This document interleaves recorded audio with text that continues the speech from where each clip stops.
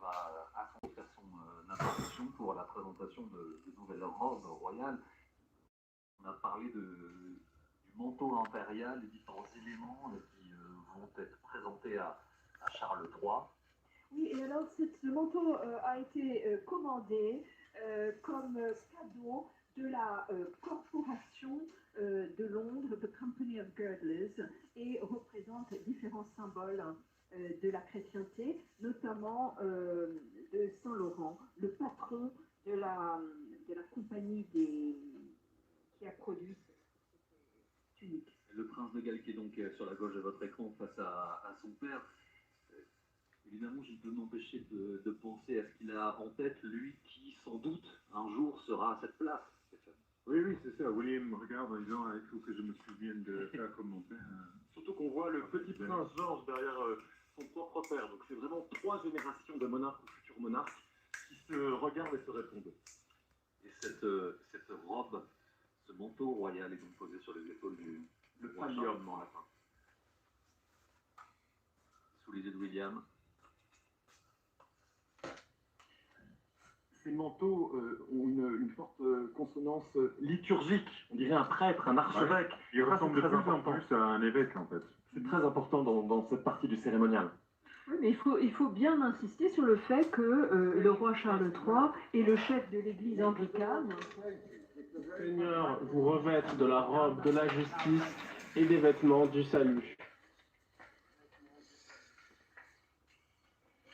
Les vêtements du salut. Voilà pour cette robe qui a été posée sur les épaules du roi Charles III. Vient maintenant le tour de l'orbe. Alors l'orbe, c'est cette sphère que vous allez voir apparaître dans quelques instants et qui va être remise au roi Charles III.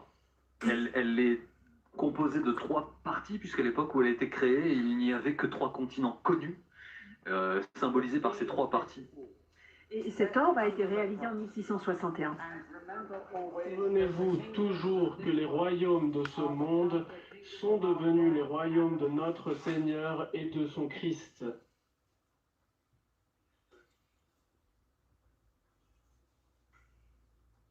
Après l'orbe, va venir le tour de la bague, l'anneau qui va être remis et présenté au roi Charles III. Symbole de promesse et d'engagement. Et cette fois-ci, elle est remise par un lord de confession hindoue, Lord Patel.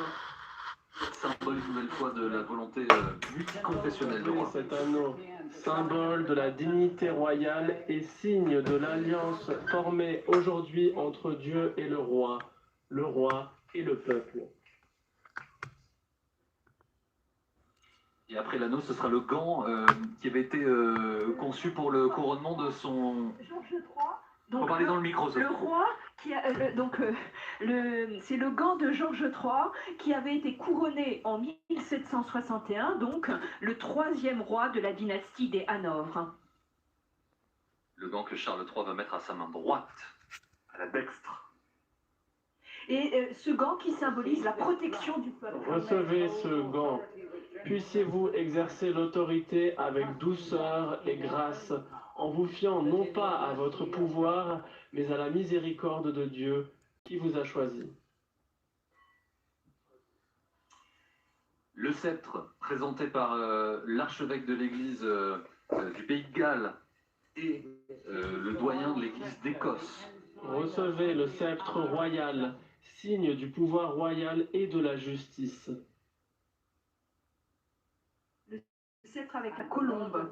Le bâton de l'équité et de la miséricorde, symbole de l'alliance et de la paix.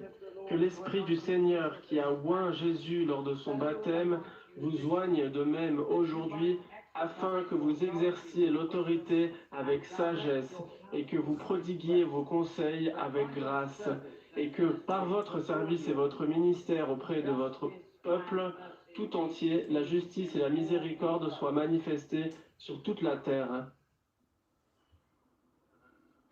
Il est 13h et dans quelques instants, vous allez donc assister au couronnement à proprement parler. C'est maintenant que l'archevêque de Canterbury va présenter